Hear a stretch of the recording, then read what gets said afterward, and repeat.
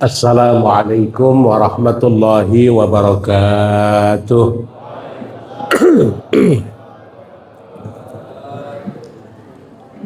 Alhamdulillahilladzi asra bi'abdihi lailan minal masjidil harami ilal masjidil aqsa.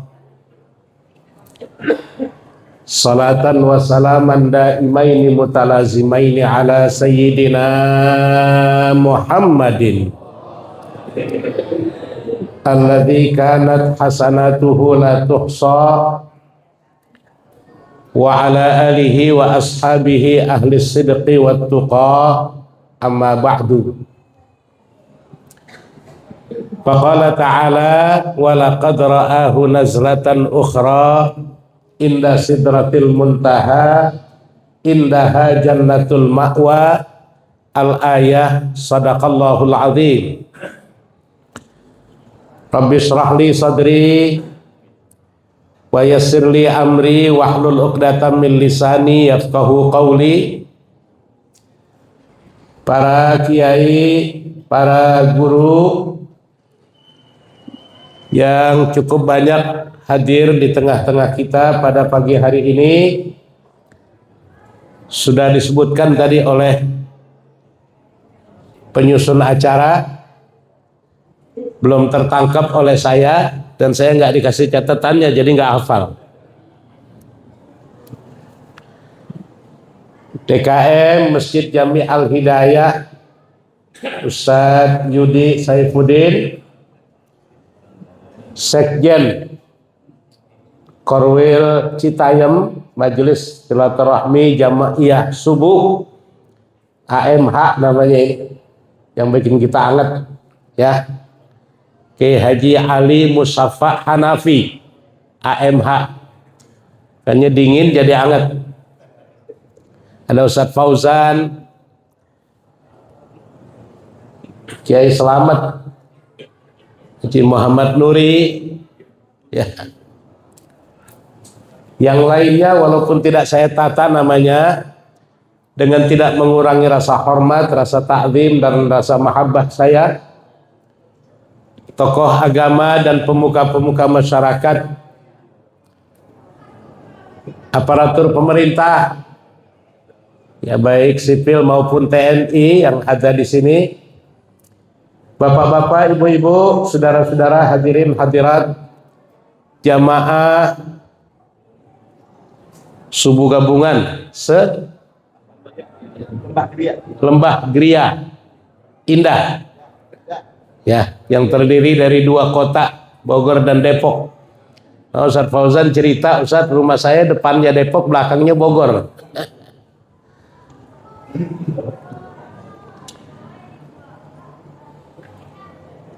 Kita bersyukur pada pagi hari ini atas taufik, hidayah, inayah serta izin dari Allah Subhanahu wa Ta'ala, dapat sama-sama melaksanakan ibadah sholat subuh berjamaah, kemudian disambung dengan pembacaan riwayat maulid Nabi besar Muhammad sallallahu alaihi wasallam yang jarang dibaca ini sekarang ya, maulid yang disusun oleh Imam Abu Ja'far Al-Barzanji. Biasanya kalau bacanya Barzanji nasi ulam ya.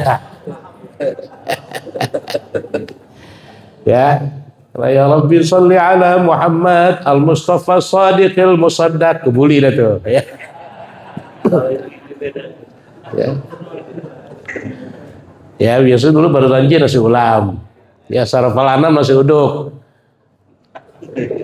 Terdurar kebuli.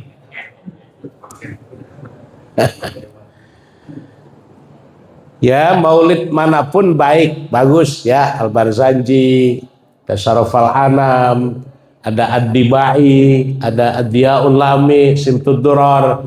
Semuanya mempaparkan bagaimana baginda Rasul sallallahu alaihi wasallam sebelum beliau lahir ke dunia ini, sampai beliau lahir, sampai beliau tumbuh berkembang besar, yang kita jadikan contoh bagaimana beliau ketika anak-anak, remaja, sampai dewasa, sampai menjadi nabi, jadi rasul, sampai beliau wafat.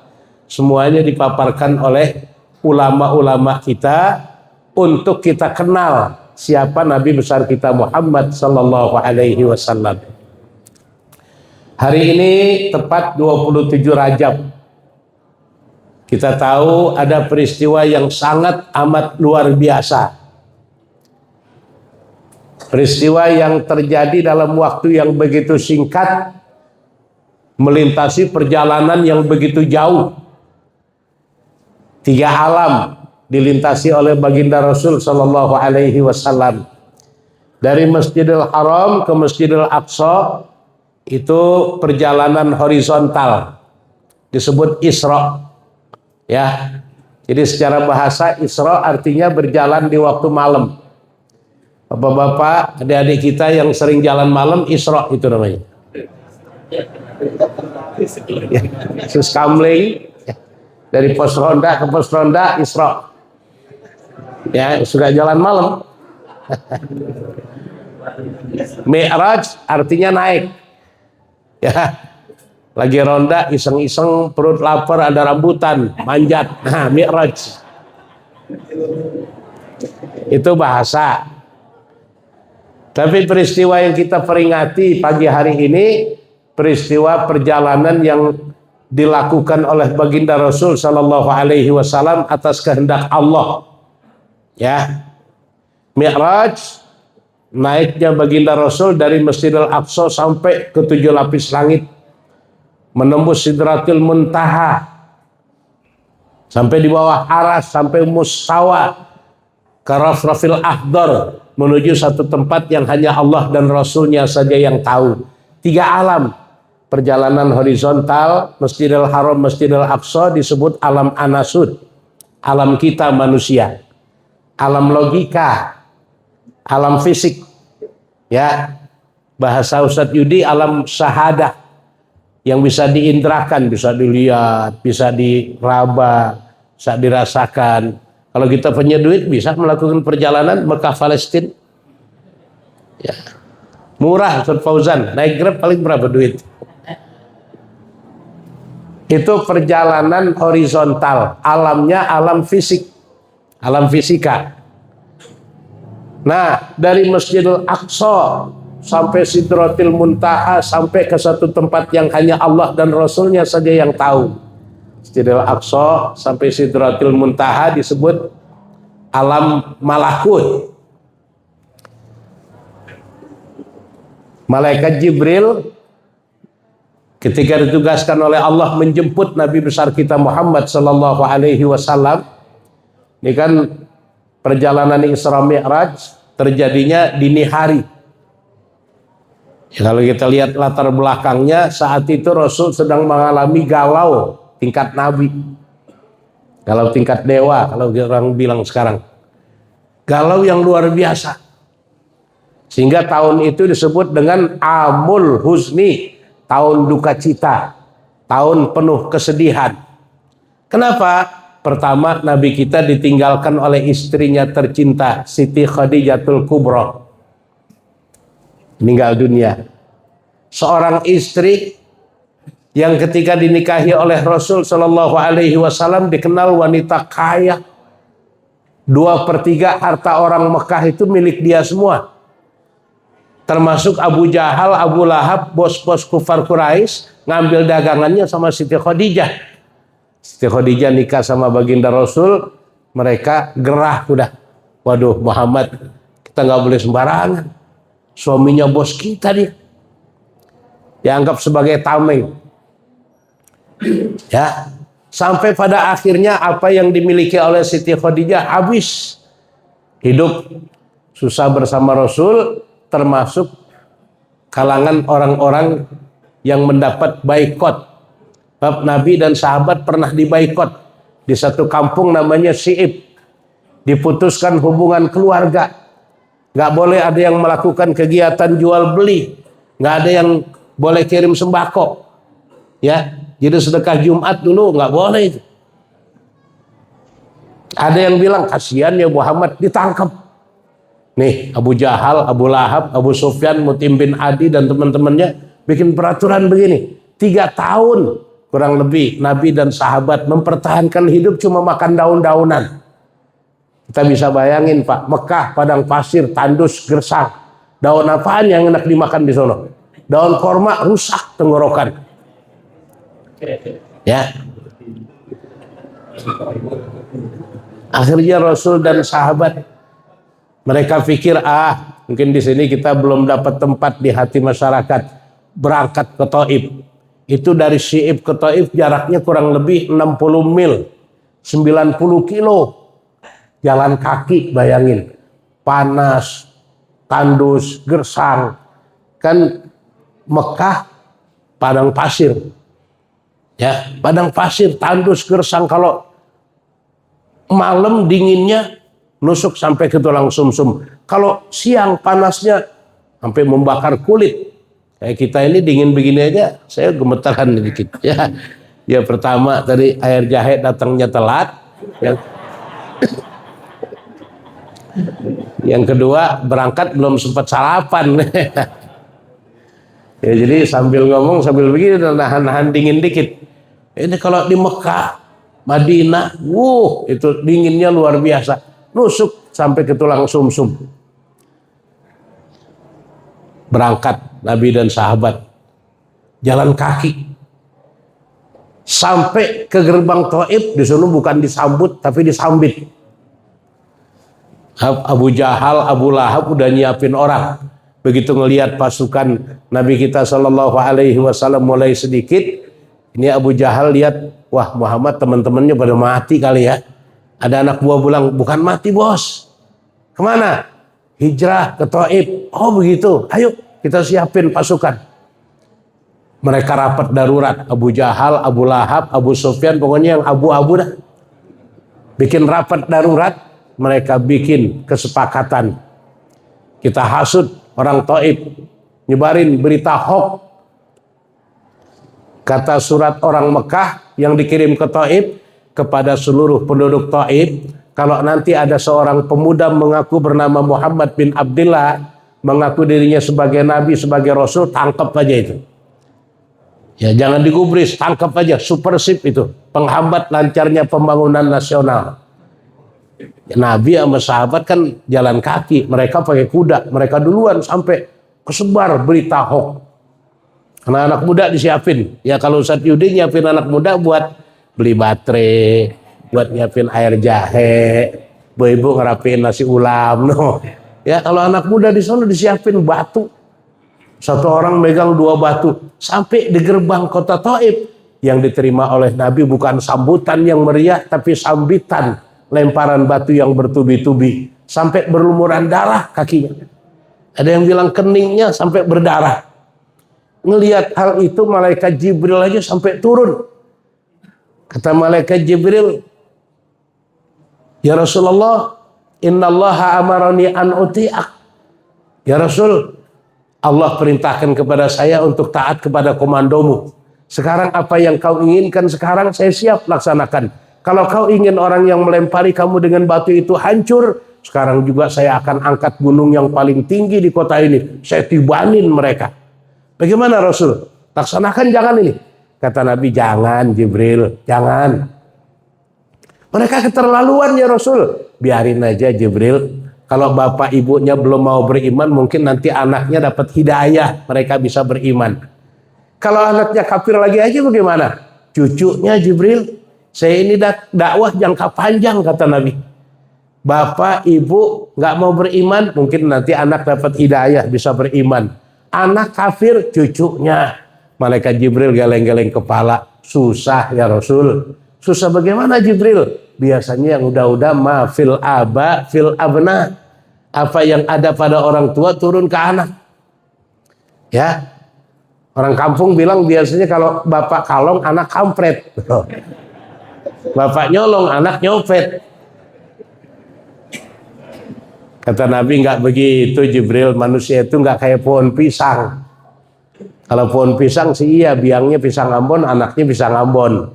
Biangnya pisang batu, anaknya pisang batu, itu pohon pisang. Pian manusia nggak begitu, tergantung hidayah Jibril. Kadang-kadang bapaknya pisang Ambon, anaknya pisang batu. Bapaknya tokoh masyarakat, haji, imam masjid, dihormatin. Anaknya narkoba. Nih ada nggak yang gitu? Nah, ini namanya bapak pisang Ambon, anak pisang batu. Kadang-kadang bapaknya pisang batu, anaknya bisa jadi pisang Ambon. Tergantung hidayah Jibril. Mereka keterlaluan ya Rasul. Biarin Jibril. Kalau kamu nggak mau balas sakit hatimu, yang kamu mau apa sih ya Rasulullah?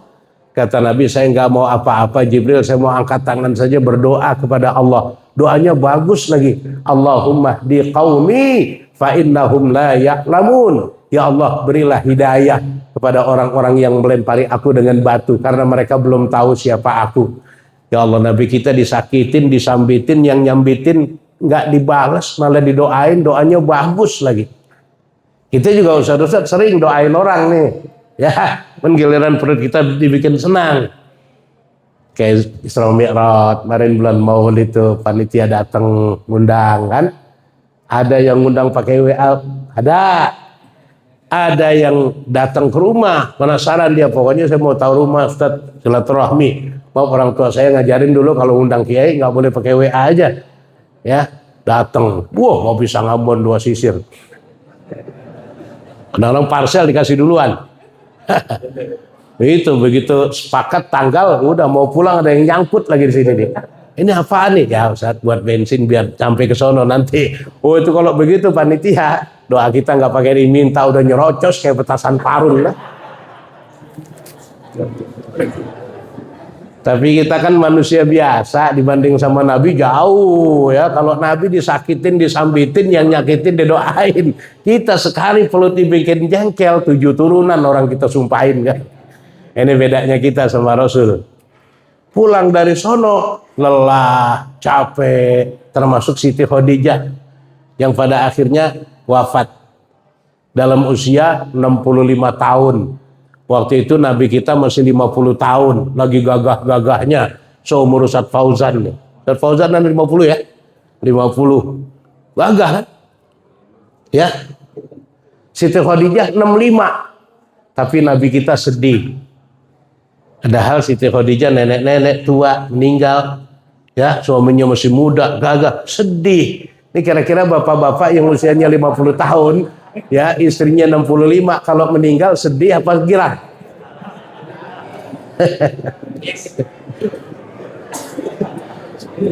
Istri 65, kita 50 kan mesti gagah tuh. Ya, begitu meninggal alhamdulillah mati juga akhirnya tuh nenek bisa dapat 3 perawan nenek. Nabi kita sedih ditinggalkan oleh Siti Khadijah istrinya. Kenapa? Karena dia ingat pengorbanan Siti Khadijah, kesetiaannya luar biasa. Saat orang memusuhi Nabi kita, dia mencintai. Saat orang mengejar-ngejar dia untuk membunuh, Siti Khadijah malah menjadikannya sebagai suami. Berjuang ditopang oleh Siti Khadijah. Bahkan ketika Siti Khadijah diajak hidup miskin oleh Rasul, kata Siti Khadijah, wahai suamiku Rasulullah, jangankan saat saya sehat, jangankan saat harta saya banyak, andai nanti nggak ada umur, saya meninggal duluan, engkau masih butuh bantuan saya untuk berdakwah, nyebrang sungai misalnya, atau kau sudah bongkok, gali kuburan saya, ambil tulang belulang untuk kau jadikan tongkat. Gali kuburan saya, ambil tulang belulang saya untuk jadikan jembatan untuk menyampaikan siaran dakwahmu dari sini ke tempat yang kau tuju. Nih setianya Siti Khadijah. Ya karena itu ibu-ibu kalau suaminya mau setia, contoh Siti Khadijah. Siti Khadijah cantik memang dia, tapi bukan kecantikan yang pokok utama. Cantikan rohani, ketaatannya kepada suami. Ya. Ingat ketika Rasul Shallallahu Alaihi Wasallam menerima wahyu pertama, Nabi kita gemeteran, merinding, meriang, bulu kuduknya pada bangun, lemes kayak kita kan kayak sekarang. Pulang dari gua, habis menerima wahyu yang pertama, gemeteran, zamiluni ya Khadijah, zamiluni ya Khadijah, wahai istriku Khadijah, selimuti aku, selimuti aku. Ada apa?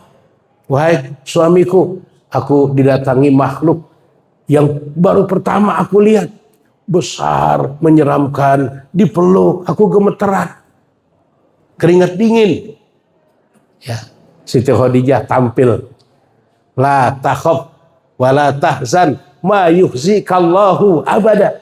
Suamiku, tenang, jangan takut, jangan gusar. Allah tidak akan pernah menghinakanmu sampai kapanpun. Akhirnya pagi-pagi Siti Khadijah nemuin pamannya, Waraqah bin Nawfal. Ya kalau kata kita, Mang, kenapa? Laki ayah semalam didatengin sama makhluk katanya. Begini.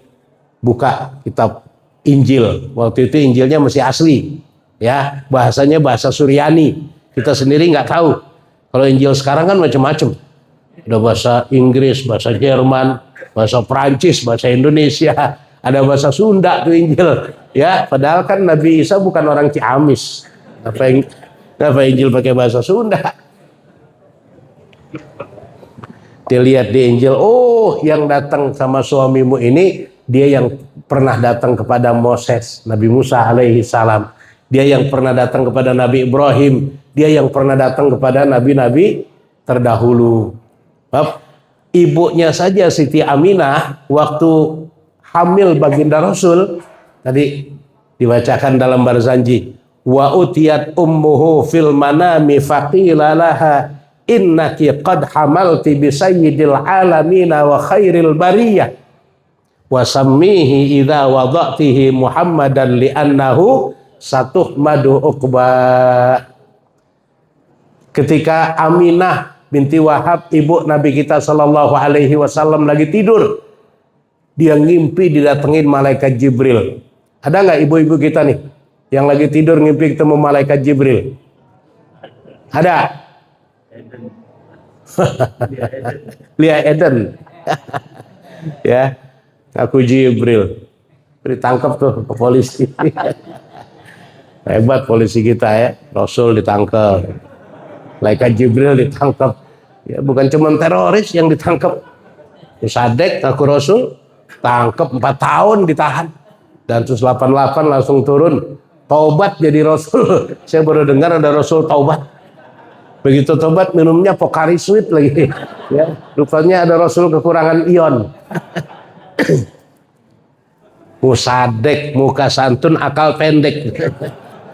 Ya, ngaku Rasul. Kalau dia ngaku syekh, ngaku wali, barangkali nggak digubris. Ngaku Rasul, langsung Densus 88 turun, ditahan 4 tahun, tobat jadi Rasul itu. Ya, udah sekarang udah bebas. Saya belum lama ketemu lagi kondangan di Beji. Rasul kondangan, kayak batik, gagah emang. Pakai kacamata, orangnya murah senyum. Ya, begitu saya salaman senyum dia. Saya ingat siapa nih, nggak asing. Ya, Rasul ya. Rasul kondangan. Jibril ditangkap tuh. Polisi kita luar biasa dah. Ya. Lagi cerita apaan tadi ya? Jadi Aminah binti Wahab waktu menghamilkan baginda Rasul Shallallahu Alaihi Wasallam baru mulai sebulan pertama datang malaikat Jibril memberitahu, ya, innaki qad hamalti bi sayyidil alamin wa khairil bariyah. Wahai Aminah, sesungguhnya kau telah mengandung manusia yang terbaik yang akan menjadi penghulu semesta alam ini. Wasammihi idza wada'tihi Muhammadan li'annahu satuhmadu uqba. Begitu lahir ke dunia ini oleh kakeknya Abdul Muthalib dinamakan dengan nama Muhammad sallallahu alaihi wasallam. Semoga akan menjadi orang yang selalu mendapatkan pujian. Allah memuji, malaikat memuji, kita semua makhluknya terutama orang-orang yang beriman memuji Nabi besar kita Muhammad sallallahu alaihi wasallam. Nah ini. Jadi Rasul sallallahu alaihi wasallam mengalami penderitaan seperti itu. Istrinya meninggal, belum lagi kering air matanya karena sedih kehilangan istri yang tercinta. Pamannya Abu Thalib juga meninggal dunia. Paman yang paling pembela. Ya. Umur 25 apa nih? Hah? Oh, belum, bukan itu. 8 tahun kakek meninggal. Terus Abu Thalib paman paling pembela. Ini paman yang paling perhatian kepada Nabi kita Shallallahu Alaihi Wasallam, Abu Thalib. Pernah waktu Nabi kita ini maju-maju dikit nggak apa-apa deh ya, jauh banget rumahnya. Jadi waktu Nabi kita usia ya belum diangkat jadi Rasul lah, datang Abu Jahal, Abu Lahab, tokoh-tokoh kufar Quraisy. Mereka bilang, Abu Thalib, kasih tahu sama ponakanmu Muhammad, apa sih yang dia pengen, apa yang dia inginkan dengan kegiatan kita sekarang, dengan kegiatannya sekarang berdakwah, nyelak Tuhan kita, ngajak kita masuk ajaran baru, apa yang diinginkan. Udah sekarang begini aja dah, apa yang dia mau kami siapkan. Dia mau harta, benda, kekayaan, kita kumpulin semua kekayaan kita kasih sama dia. Dia mau pangkat yang tinggi, kita angkat jadi raja di antara kita semua. Dia pengen wanita yang cantik, tinggal tunjuk yang mana yang dia mau, anak siapa, bintang film mana, Sri Devi, Emma Malini, Agnes Monica, apa Agnes mau cerai? Ya. Kayaknya dia penggemarnya si Mila nih semalam. Pemenang Social Media Award. Ya, jadi ditawarin kayak begitu. Nah, Nabi pulang habis dagang, kata pamannya, Muhammad, tadi tokoh-tokoh kufar Quraisy datang ke sini nawarin. Katanya, kalau kamu mau diangkat jadi raja. Atau mau harta benda yang banyak. Atau mau wanita cantik untuk kesenangan. Asal kamu tinggalin kegiatan dakwahmu ini. Bagaimana Muhammad? Terima nggak nih tantangan? Nabi kita marah. Matanya melotot. Mukanya merah. Dia bilang, Wallahi ya ammi. Law wada'a syamsa biyamini. Wal qamara biyasari. Ala an atruka hadzal amra ma taraktu. Aman? Jangankan pangkat jabatan kedudukan tinggi. Jangankan harta benda yang banyak. Jangankan wanita cantik. Andai mereka sanggup mengambil matahari diletakkan di tangan kananku. Mereka sanggup mengambil bulan diletakkan di tangan kiriku. Agar aku meninggalkan urusan dakwah ini. Demi Allah saya tidak akan pernah berhenti berdakwah sampai titik darah penghabisan. Oh kalau begitu tekadmu Muhammad, siap. Saya berada di belakangmu. Maka Abu Thalib keluar rumah, dia naik ke batu yang tinggi, dia bilang, seluruh penduduk Mekah, seluruh orang-orang Quraisy, ingat, siapa yang berani mengganggu keponakan saya Muhammad sampai sehelai rambutnya saja putus, akan saya bunuh orang itu. Nih, tekad Abu Thalib membela kebenaran yang dibawa oleh Nabi kita Shallallahu Alaihi Wasallam. Ya, Abu Thalib juga meninggal dunia. Nabi pulang dari Thaif, bingung, pulang ke rumah, nggak aman keadaan, paman juga udah nggak ada. Akhirnya tidur di Hijri Ismail, temenin oleh pamannya Hamzah bin Abdul Muthalib sebelah kanan, Ja'far bin Abi Thalib sebelah kiri. Lagi enak tidur, itu kan latar belakang tuh. Ya jadi orang biasanya kalau habis dapat tantangan, musibah, ujian yang begitu berat, dia sabar, dia tabah, akan diangkat derajatnya oleh Allah Subhanahu wa Ta'ala. Kalau betul-betul ujian. Jadi kalau Sumatera Barat, Sumatera Aceh, ya, itu ujian apa bukan itu? Ya bagi orang yang beriman mungkin ujian, ya. Tapi kan itu berkat akibat keserakahan orang-orang tertentu. Ya nggak ada orang begitu habis banjir yang ditemuin kayu gede-gede banget, rapi lagi kayunya, kayu gelondongan. Ya. Perputaran dunia begitu lama, baru sekarang banjir kayu rapi-rapi banget itu udah dipotong-potong. Nah ini, jadi Nabi Shallallahu Alaihi Wasallam lagi tidur nyenyak di hijri Ismail. Datang malaikat Jibril bawa kendaraan namanya Buraq. Dia teriak, "Qum ya Naim, laqad huyiat lakal ghanaim." Hai hamba yang sedang tertidur lelap, bangun, karunia besar telah disiapkan oleh Allah untukmu. Nabi kita Shallallahu Alaihi Wasallam dibangunin oleh malaikat Jibril, ya, dibawa ke sumur Zam-Zam, dibelah dadanya, dikeluarin hatinya. Hati Nabi bersih, suci, bukan dihilangin kotoran, tapi ditambah kesucian di atas kesucian. Kadang-kadang begitu. Jadi Nabi hatinya kotor dong, pakai dicuci, bukan dicuci, dibasuh. Wajah kita kan bersih nih. Kalau kita mau wudhu, kalau kita mau sholat wudhu, bukan berarti muka kita kotor. Muka kita udah bersih, kita buang angin doang kan kagak kotor itu, kita basuh lagi. Itu menambah kesucian di atas kesucian. Setelah itu disiapkan oleh malaikat Jibril kendaraan yang namanya Buraq. Ya, sebelum berangkat Nabi kita dibawain satu nampan oleh malaikat Jibril, isinya 2 gelas. Yang 1 gelas isinya susu, 1 gelas isinya arak, minuman keras. Jadi ini satu pembelajaran, Ustaz Yudi kasih tahu yang lain. Jadi sebelum acara berlangsung nih, Kiai, Ustadz dikasih 2 pilihan nih, Ustadz mau kopi apa mau susu gitu, ya. Bob di mana-mana saya ceramah itu yang disediain air putih melulu. Ya, padahal Ustadz Pokari Sweet kan doyan. Kalau ditawarin, Ustaz mau apa nih, susu apa kopi? Saya pilih susu. Ya susu, pakai es susunya.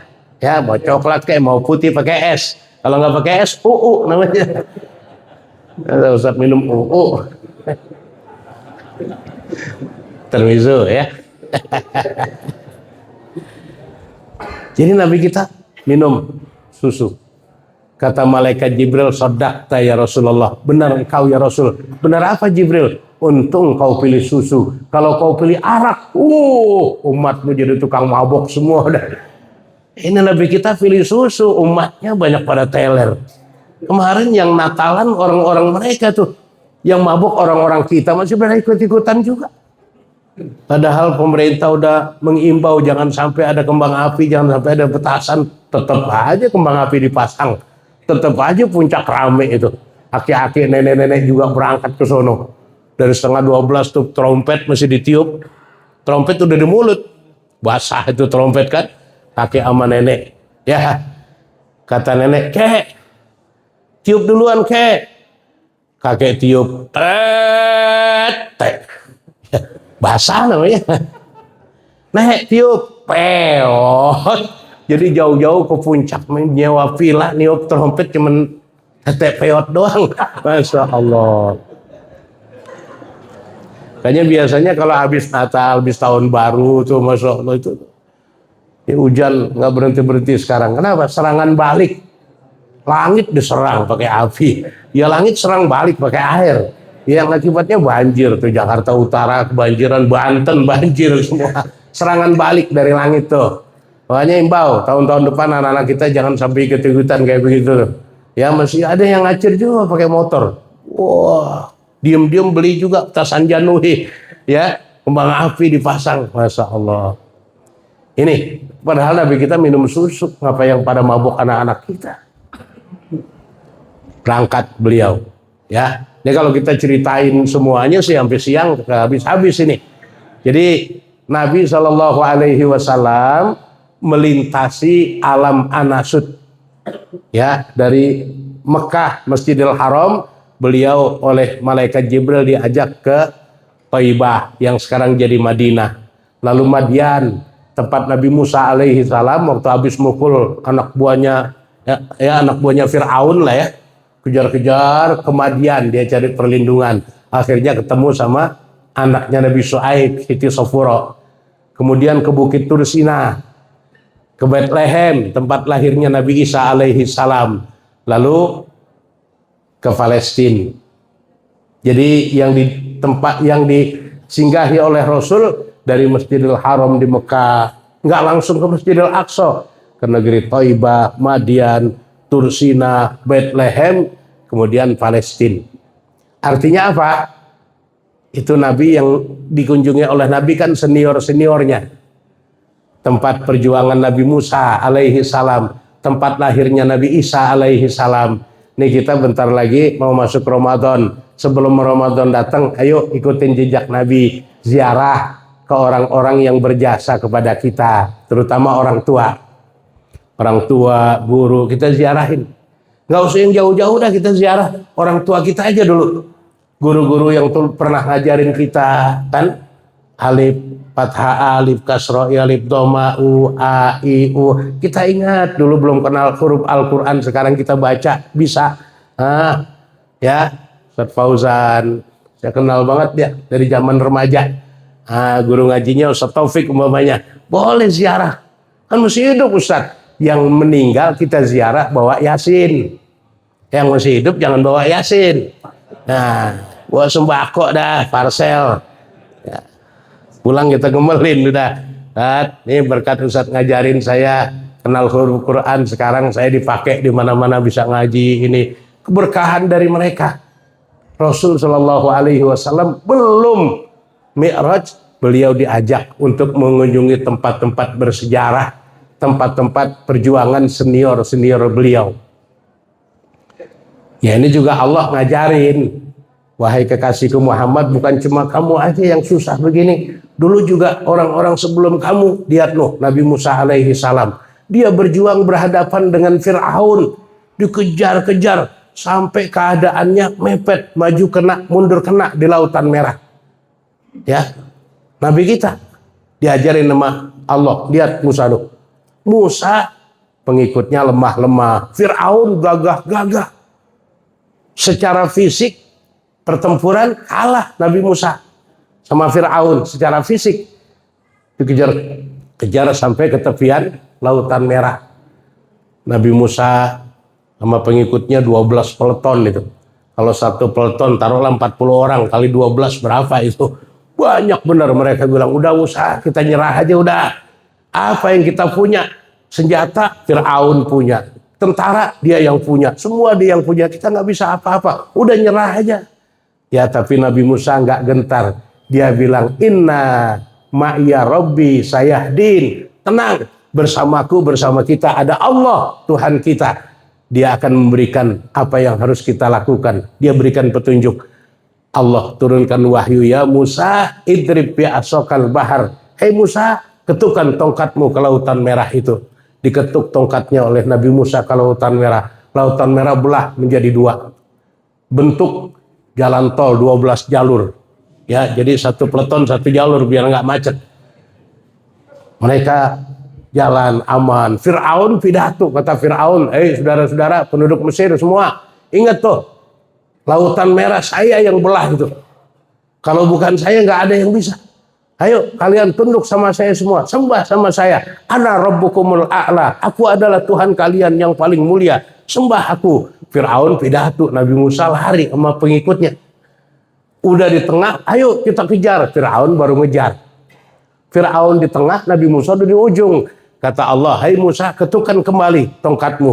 Diketuk lagi sama Nabi Musa, kembali menjadi Lautan Merah. Nabi Musa dengan pengikutnya selamat, Fir'aun dengan bala tentaranya tenggelam. Ini, lihat tuh, Nabi Ibrahim, lihat, sedang berjuang berhadapan dengan Raja Namrud, dilempar ke kobaran api yang menggunung.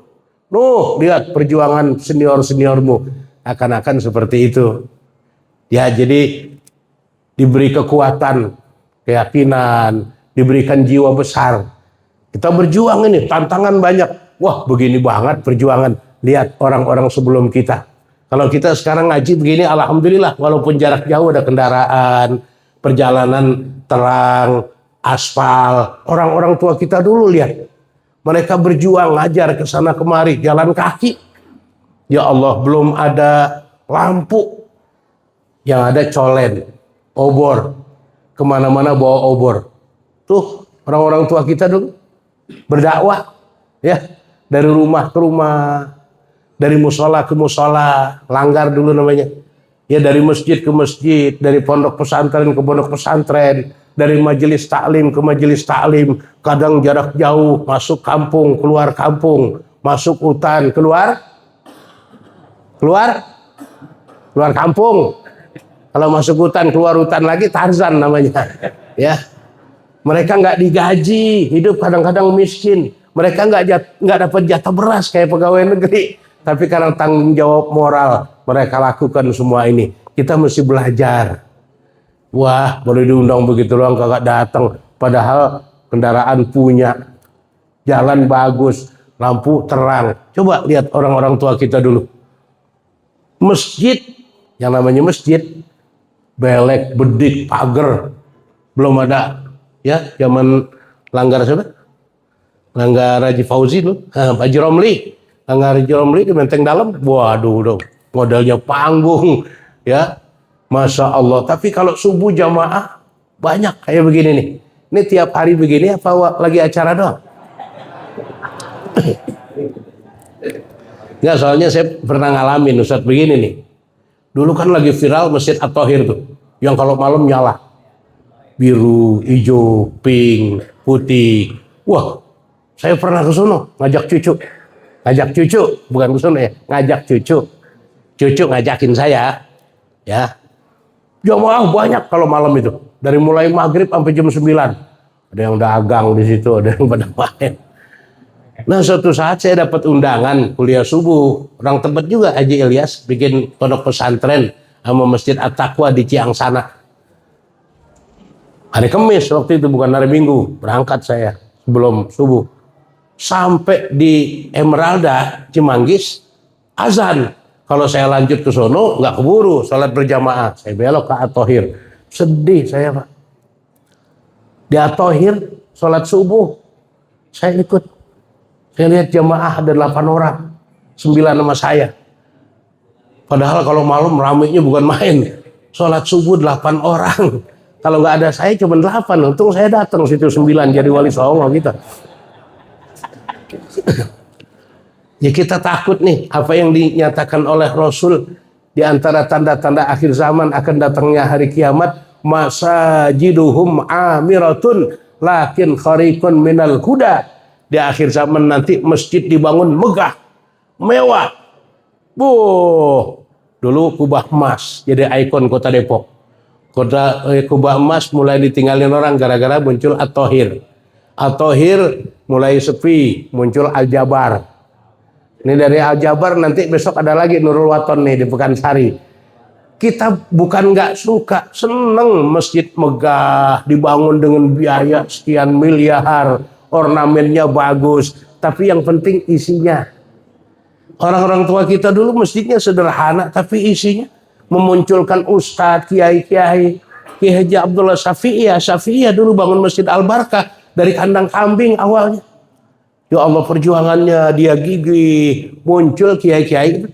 Ya, guru-guru kita di Menteng Dalam banyak alumni Syafi'iyah. Di sini juga banyak alumni Syafi'iyah. Perjuangan ulama kita terdahulu. Maksud saya, apa yang dilakukan oleh Rasul, ayo kita lihat perjuangan orang-orang sebelum kita, senior, sehingga nggak muncul, oh itu nggak ada yang kayak saya, nggak ada yang nggak ada. Ya, sehebat-hebatnya kita berdakwah, berjuang sekarang dibanding dengan perjuangan orang-orang tua kita terdahulu jauh. Sekarang kita mic ngadat dikit aja teriak, mic jelek. Orang tua kita dulu nggak pakai speaker, teriak. Ya bagus ini ya kan, dengan majunya ilmu jadi yang di pojokan kedengeran. Kalau dulu kita ngaji nggak pakai speaker, ini apalagi ngajinya cuman jiping, ngaji kuping. Jadi ada haji ditokohkan di kampungnya, dia ngaji sama mu'alim kholik. Ya, ajengan kholik di Cibeduk kan nggak pakai speaker tuh. Ajengan kholik lagi bahas masalah tauhid. Musyrik hukumnya kita percaya sama batu ali, batu cincin. Musyrik percaya sama batu ali. Nah, ini Haji Sulaiman namanya. Dia salah dengar. Kue ali itu musyrik, nggak boleh. Coba lihat dah, dari mulai Ciawi sampai Ciherang Pondok itu nggak ada yang jual kue cincin. Saya pernah nanya sama mualim aja di sana, mualim di sini kue cincin susah, nggak boleh di sini musyrik katanya. Kue cincin musyrik gara-gara salah dengar. Yang bikin musyrik batu ali, batu cincinnya ada virus kan? Ya apalagi Ustaz Fauzan nggak pakai. Ada akik ano, khasiatnya ano, itu percaya nggak boleh musyrik, batu ali, dia salah dengar. Kue ali jadi musyrik, nggak boleh ada yang jual kue ali yang banyak lepet ya, oncom hideng goreng banyak itu di situ ya, gorengan banyak, kue ali nggak ada. Saya pernah tanya apa sebabnya ini nggak ada kue ali. Dulu ada Haji Sulaiman di sini katanya haram hukumnya, kue ali haram, kue cincin nggak boleh, maka di sana nggak ada yang jualan donat, nggak ada ya. Oh Nabi kita Shallallahu Alaihi Wasallam dari situ di Masjidil Aqsa, Nabi kita udah ditungguin. Dari Nabi Adam sampai Nabi Isa alaihi salam. 124.000 Nabi, 313 Rasul semuanya kumpul. Ya, Nabi Adam kan Nabi pertama. Nabi-Nabi yang lain pada senior. Tapi yang ditunggu Nabi besar kita Muhammad Sallallahu Alaihi Wasallam. Beliau datang belakangan, diminta ke depan mengimami sholat. Ya, wa taqaddamta fi sholati fa shalla kullu man fis samai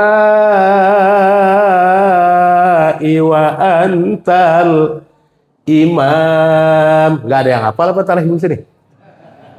Ada kan begitu teh tarhim? Engkau memulai sholat, maka sholatlah semua makhluk yang ada di langit. Dan kau jadi imam bagi para nabi, para rasul. Nih kemuliaan Nabi besar kita Muhammad Sallallahu Alaihi Wasallam. Lahirnya belakangan, datangnya belakangan, adanya di depan. Kayak ciri orang mulia begitu tuh. Guru kita, Ustaz Mido, datang belakangan tadi di depan. Orang mulia. Ya, guru kita barusan yang dituntun datang belakangan di depan, tandanya orang mulia. Nabi kita Sallallahu Alaihi Wasallam lahir paling belakang. Tadi kalau dibaca itu berjanji wa huwa akhirul anbiya'i bi suratihi wa awwaluhum bi makna. Nabi kita itu nabi terakhir sosoknya, lahir ke dunia belakangan. Ada Nabi Isa, ada Nabi Yusuf, ada Nabi Musa, ada nabi-nabi terdahulu. Nabi kita paling belakang. Tapi nabi kita disebut imamul anbiya'i wal mursalin. Jadi imamnya para nabi, imamnya para rasul. Imam di depan apa di belakang? Depan, padahal belakangan, duduknya di depan kayak guru kita. Ini ciri orang mulia itu. Jadi gampang aja kalau nyiriin orang mulia. Wah, datang belakangan, ucuk di depan. Bukan dia pengen ke depan, panitia yang minta dia di depan. Masa usah di belakang, gak pantas. Tergiliran sedalilang disalahin dia. Ya, Nabi kita belakangan jadi imam. Semua jadi makmum. Nabi kita disebut imamul anbiya wal mursalin. Dari situ baru mulai mi'raj, mulai naik langit pertama, kedua, ketiga, keempat, kelima, keenam sampai langit yang ketujuh, puncaknya di Sidratil Muntaha. Sampai Sidratil Muntaha, malaikat Jibril bilang, "Ya Rasul, sampai di sini kemampuan saya mengantarkan Tuhan." Terus bagaimana? Udah Tuhan lanjutin perjalanan sendiri, saya nungguin di sini. Bagaimana urusannya nih Jibril? Saya lagi enak-enak tidur, kamu bangunin. Kamu ajak saya berjalan begini jauh sampai di sini, cuman kita doang berdua. Kamu tega, ya, membiarin saya lanjutkan perjalanan seorang diri. Kata malaikat Jibril, bukan apa-apa ya Rasul. Ini batas alam kami, alam malakut, alamnya para malaikat. Nggak boleh lebih dari ini. Andai kami nekat naik sejengkal saja kami hangus terbakar. Sedangkan Tuhan ya Rasul mendapat undangan langsung dari Allah, silakan lanjutkan perjalanan sendiri. Akhirnya Nabi lanjutkan perjalanan sendiri sampai menempuh bawah aras, Rafrafil Akhdar, sampai ke Mustawa, ke satu tempat yang disebut alam Jabarut. Itu hanya Allah dan Rasulnya saja yang tahu. Di sana dia melihat bias cahaya yang begitu luas, lebih luas dari alam semesta ini. Dia sujud di hadapan Allah Subhanahu wa Ta'ala sambil ya mengucapkan subhana rabbiyal a'la wa bihamdih, maha suci Allah Tuhan yang maha tinggi, segala puji hanya untuknya. Ya, begitu turun surah Al-A'la, kata Nabi, Fakul fi sujudi sholatika. Ucapkan itu dalam sujud sholatmu. Maka ketika kita sujud dianjurkan oleh guru-guru kita, diajarkan oleh ulama-ulama dalam banyak kitabnya, baca subhana rabbiyal a'la wa bihamdi. Maha suci Allah, Tuhan yang maha tinggi, segala puji hanya untuknya. Nabi kita sujud. Lagi sujud ada suara. Ya. Wahai kekasihku Muhammad, irfa ra'sak wasal tu'ta wasfatu safa. Hai kekasihku Muhammad, bangun, angkat kepalamu, minta apa saja yang kamu minta, aku akan siap berikan. Mulai saat ini aku berikan mandat kepadamu untuk memberikan syafaat kepada umatmu di hari kiamat nanti. Insya Allah kita kebagian, amin. Jadi Nabi kita angkat kepalanya, dia sujud seperti kita sujud di akhir tahiyat, duduk tawarruk namanya. Beliau baca at-tahiyatul mubarakatus salawatut thayyibatu lillah, segala kehormatan dan penghormatan, at-thayyibat, semua kebaikan dan seluruh nilai keberkahan hanya milik Allah Subhanahu wa ta'ala. Lalu Allah jawab, assalamu alayka ayyuhan nabiyyu wa rahmatullahi wa barakatuh. Salam sejahtera untukmu wahai Nabi, rahmat dan keberkahanku kata Allah meliputimu di mana saja kamu berada, kemana saja kamu pergi. Tapi Nabi kita ingat sama kita nih, rakyatnya, umatnya. Dia melambung begitu tinggi, pangkat kedudukannya nggak bisa dikejar oleh malaikat. Malaikat aja nggak nempil, ya. Tapi dia nggak lupa sama kita umatnya. Dia ucapkan assalamu alaina wa ala ibadillahis, yang kau berikan keberkahan, keselamatan, kesejahteraan bukan cuma saya saja ya Allah, tapi berikan itu semua untuk seluruh hamba-hambamu yang soleh. Insyaallah kita termasuk orang-orang soleh ini, amin. Ya Allah ya Rabbal. Tuh Nabi kita tinggi pangkat jabatan kedudukannya, tapi nggak egois. Dia ingat bagaimana keadaan nasib rakyatnya. Ini pemimpin kayak begini zaman sekarang susah banget ini, ya. Banyakan pemimpin sekarang mentalnya kayak genteng, ya, genteng. Gimana genteng? Asalnya dari tanah, diinjak-injak orang, dipilih, dibentuk, dipres, naik ke atas jadi genteng. Begitu jadi genteng, sombong, lupa diri, lupa daratan. Hujan turun, tanah dikencingin, tanah pada teriak, hei genteng, kamu sombong ya? Ya, kamu kan berasal dari kami, dari tanah, mentang-mentang udah punya kedudukan tinggi, kamu lupakan, kamu kencingin. Udah, sekarang begini aja, kalau kamu kembali ke kami nggak terima lagi. Maka genteng kalau jatuh ke tanah nggak bakal jadi tanah lagi, jadi tiplek apa namanya. Jadi pejabat, ya, yang dulu kita pilih sampai di atas lupa sama kita, biasanya kalau kembali ke rakyat lagi susah gitu. Ya buktinya, Saroni, Eko, ya, kuya-kuya udah susah dipercaya sama masyarakat udah sekarang, ya. Nah itu Nabi kita sampai akhirnya beliau mendapat perintah sholat awalnya 50 waktu, alhamdulillah sekarang jadi 5 waktu. Bagaimana kronologisnya, ceritanya itu kalau kita ceritain sampai jam 9 ini gak habis-habis. Ini udah jam setengah 8 kurang 1 jam gitu ya. Kata Ustaz Fauzan biasanya jam 6 tutup Ustaz nih karena Isra Mi'raj setengah 7 aja, ini udah lewat 5 menit ini, korupsi 5 menit saya waktu. Ya sekedar apa yang dimudahkan oleh Allah untuk saya sampaikan, inilah semampu saya menyampaikannya. Kekurangan, kehilapan, kejanggalan itu kekurangan dari diri saya, kalau ada kebaikannya dari Allah Subhanahu wa ta'ala.